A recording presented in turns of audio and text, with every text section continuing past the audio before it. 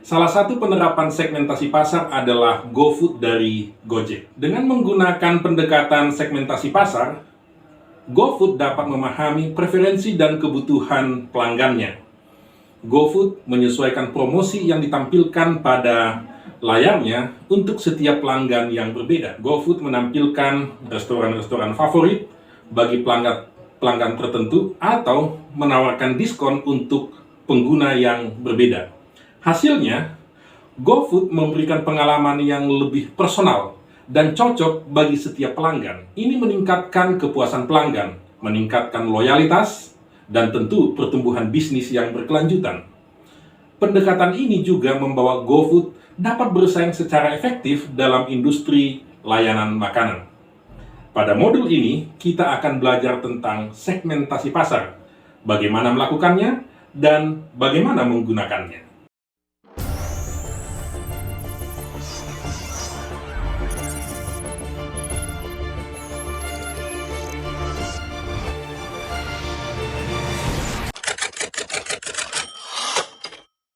Segmentasi pasar adalah istilah pemasaran yang tujuannya untuk mengelompokkan calon pembeli ke dalam kelompok dengan kebutuhan yang sama atau kelompok yang memberikan respons serupa terhadap strategi pemasaran. Dengan kata lain, segmentasi adalah membagi pasar ke dalam kelompok-kelompok kecil yang memiliki kemiripan karakteristik tertentu. Dengan segmentasi pasar, Anda bukan hanya bisa mengidentifikasi pasar yang tepat untuk produk Anda, melainkan juga memilih strategi pemasaran yang efektif. Agensi periklanan juga memperoleh manfaat dari market segmentation. Dengan demikian, engagement terhadap iklan pun bisa meningkat sehingga promosi akan lebih efisien. Akan percuma jika Anda menggelontorkan banyak uang pada target pasar yang tidak jelas. Sebab nanti yang akan menikmati promosi Anda malah orang-orang yang tidak membutuhkan atau tidak membeli produk Anda. Tujuan segmentasi pasar yang lain adalah untuk mengenali konsumen lebih baik. Misalnya, konsumen yang telah menjadi pelanggan, ketika mengajukan komplain, tentunya Anda akan lebih tahu cara menghadapinya. Cara menghadapinya pun berbeda-beda. Ketika Anda berbicara dengan konsumen remaja atau konsumen dewasa, tentu pendekatannya berbeda. Makanya, Anda perlu mengenali pelanggan sebaik-baiknya. Pemilik perusahaan juga bisa mengenali kompetitor dari kelompok customer yang dituju. Biasanya, kompetitor selain menawarkan produk yang sama, juga akan menyasar target pasar yang sama. Keberadaan kompetitor jangan dijadikan sebagai beban. Malah, bisa sebagai motivasi agar Anda bisa terus berinovasi untuk bersaing dengan kompetitor. Kompetitor seharusnya mampu membuat Anda bersemangat menjalankan bisnis. Pada bagian sebelumnya kita sudah berbicara tentang manfaat segmentasi pasar. Sekarang, kita perlu tahu karakteristik apa saja yang dapat kita gunakan untuk mengelompokkan calon konsumen Anda. Ada beberapa cara. Di antara berbagai metode yang ada, segmentasi demografis merupakan salah satu yang paling umum digunakan. Metode ini memisahkan calon konsumen berdasarkan perbedaan-perbedaan dasar yang tampak. Segmentasi pasar berdasarkan demografi dapat dilihat dari beberapa variabel seperti usia, jenis kelamin, status pernikahan, jumlah anggota keluarga, pekerjaan, level pendidikan, dan lain-lain, hingga agama. Segmentasi yang kedua adalah segmentasi perilaku. Kamu juga bisa melakukan segmentasi berdasarkan perilaku konsumen, terutama terhadap produk atau jasa yang kamu tawarkan. Membagi konsumen sesuai dengan perilaku yang terlihat memungkinkan kamu untuk menyampaikan pesan yang sesuai terhadap kelompok yang memiliki perilaku tersebut. Segmentasi yang ketiga adalah segmentasi geografis. Ya, sesuai dengan namanya, metode segmentasi geografis berarti membagi pasar sesuai dengan lokasi. Cara ini terbilang cukup efektif dalam strategi segmentasi. Dengan mengetahui lokasinya, kamu bisa mengerti kebutuhan konsumen dengan baik. Selanjutnya, kamu dapat mengirimkan iklan atau promosi yang spesifik untuk kebutuhan konsumen di lokasi tersebut. Segmentasi yang keempat adalah psikografik. Sebenarnya metode ini hampir serupa dengan segmentasi demografis. Hanya lebih fokus pada karakteristik mental dan emosi. Meskipun tidak mudah untuk diamati, variabel mental serta emosional mampu memberikan insight penting terkait motivasi, preferensi, dan kebutuhan konsumen. Tentu, memahami aspek tersebut memudahkan Anda untuk membuat iklan yang lebih efektif untuk menarik minat konsumen. Salah satu tips dalam melakukan segmentasi, jika kamu mendapati fakta bahwa konsumen dalam segmen demografis merespon berbeda terhadap produk yang kamu tawarkan, mungkin kamu perlu memasukkan variabel psikografik. Setelah melakukan segmentasi pasar, langkah selanjutnya adalah memilih segmen pasar yang paling menjanjikan untuk dijadikan target pasar. Dalam proses ini, Anda harus memperkirakan ukuran pasar, pertumbuhan segmen, karakteristik konsumen yang ada di dalamnya, dan kemampuan perusahaan untuk mencapai segmen tersebut dengan efektif. Untuk melakukan langkah ini, Anda harus mampu berpikir secara realistis. Anda harus mengevaluasi potensi dan daya tarik dari segi komersial pada masing-masing segmen yang telah dikelompokkan tadi. Dengan begitu, Anda bisa melihat kesesuaian antara sumber daya yang dimiliki oleh perusahaan dengan target segmen yang dinilai paling potensial yang akan membawa keuntungan bagi perusahaan. Untuk mengevaluasi dan memilih target, ada beberapa kriteria umum segmen pasar yang baik. Keseragaman. Segmen pasar harus terdiri dari pelanggan yang memiliki ciri dan kebutuhan yang serupa. Hal ini memungkinkan perusahaan untuk menyusun strategi pemasaran yang lebih tepat dan efektif untuk memenuhi kebutuhan mereka. Mudah diukur. Segmen pasar harus dapat diukur dengan jelas dan akurat. Data dan informasi yang diperlukan untuk mengidentifikasi dan menilai ukuran dan potensi segmen harus tersedia. Substansial. Segmen pasar harus cukup besar dan berpotensi menguntungkan untuk dijadikan target pemasaran. Segmen yang terlalu kecil mungkin tidak akan menghasilkan hasil yang signifikan. Accessible, dapat diakses. Perusahaan harus dapat mengakses segmen pasar secara efektif dan efisien melalui saluran pemasaran yang tersedia. Actionable, dapat diimplementasikan. Perusahaan harus memiliki kemampuan untuk merancang dan melaksanakan strategi pemasaran yang sesuai untuk memenuhi kebutuhan dan preferensi segmen yang akan disasar. Dapat dibedakan. Segmen pasar harus memiliki karakteristik dan kebutuhan yang berbeda secara signifikan dari segmen pasar yang lain, sehingga perusahaan dapat menawarkan nilai tambah yang unik dan menonjol. Profitable atau menguntungkan. Segmen pasar harus memiliki potensi yang menguntungkan bagi perusahaan.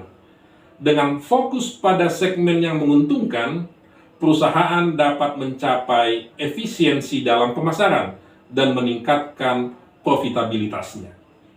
Memahami seluruh kriteria-kriteria di atas akan membantu perusahaan dalam mengidentifikasi segmen pasar yang paling menarik dan relevan, serta merancang strategi pemasaran yang berhasil dan berfokus pada kebutuhan pelanggan yang spesifik.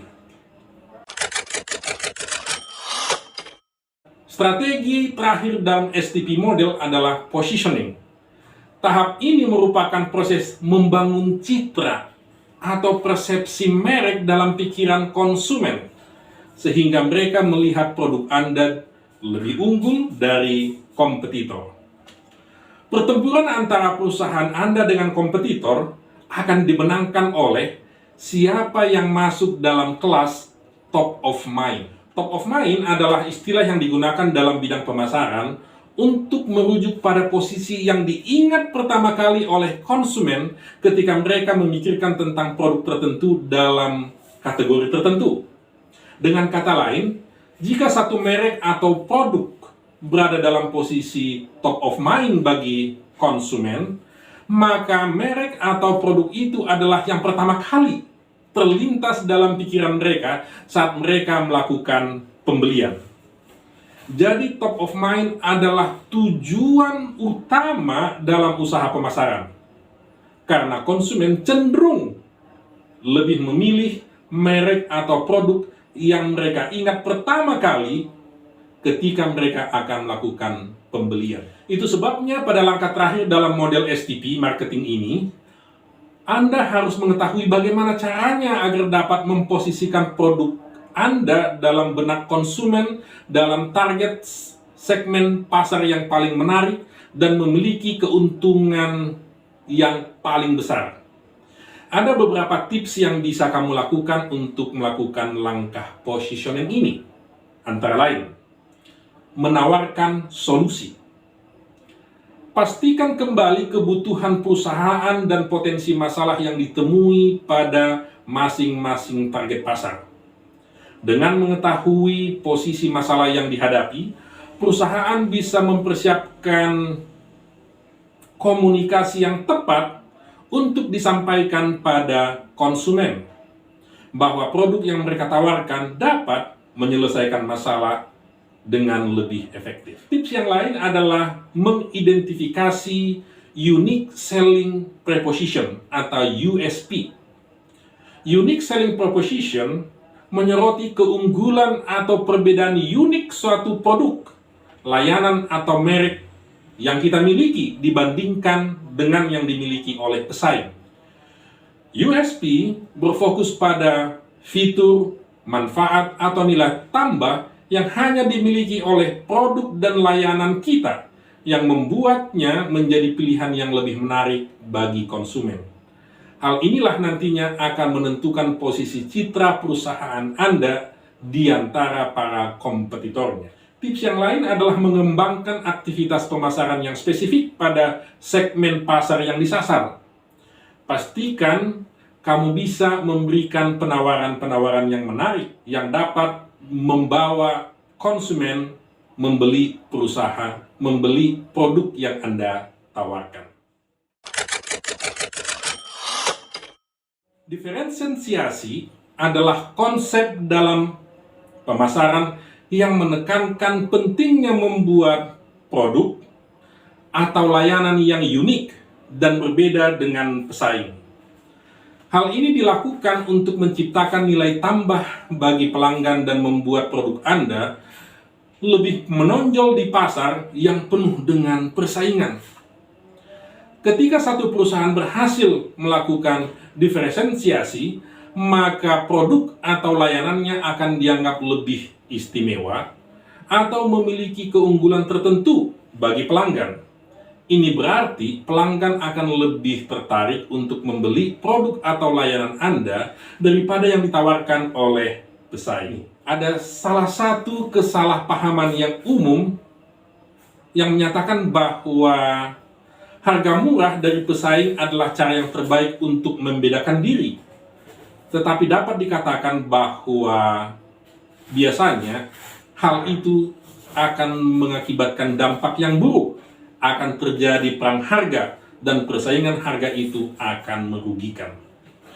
Ketika perusahaan berhasil melakukan diferensiasi dengan menciptakan keunikan atau keunggulan tertentu pada produk atau layanannya, langkah selanjutnya adalah mengkomunikasikan keunggulan itu secara efektif kepada pelanggan. Inilah peran penting dari positioning, yaitu menempatkan produk atau layanan tersebut dengan cara yang menarik dan relevan dalam pikiran pelanggan. Salah satu elemen kunci dari strategi diferensiasi adalah menonjolkan fitur atau atribut produk yang dianggap unik, bermanfaat, atau yang menggembirakan bagi pelanggan. Hal ini dapat mencakup kualitas produk yang lebih tinggi, desain yang menarik, teknologi canggih, pelayanan pelanggan yang luar biasa, atau fitur khusus lain yang tidak dimiliki oleh pesaing.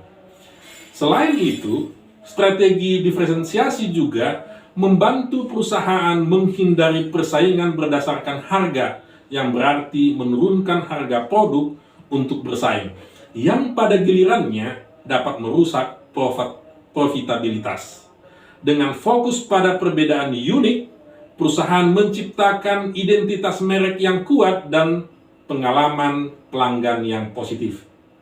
Nih, penting untuk dicatat bahwa strategi diferensiasi harus didukung oleh kualitas, kinerja, dan layanan yang sesuai dengan janji yang kita berikan kepada pelanggan. Artinya, perusahaan harus dapat membuktikan kepada pelanggan bahwa perbedaan yang mereka klaim itu adalah fakta dan kenyataan. Dalam menjalankan strategi diferensiasi, perusahaan perlu terus mengamati pasar dan persaingan, serta memahami kebutuhan dan preferensi pelanggan. Dengan cara ini, mereka dapat terus mengembangkan dan meningkatkan perbedaan mereka untuk tetap relevan dan menarik bagi pasar.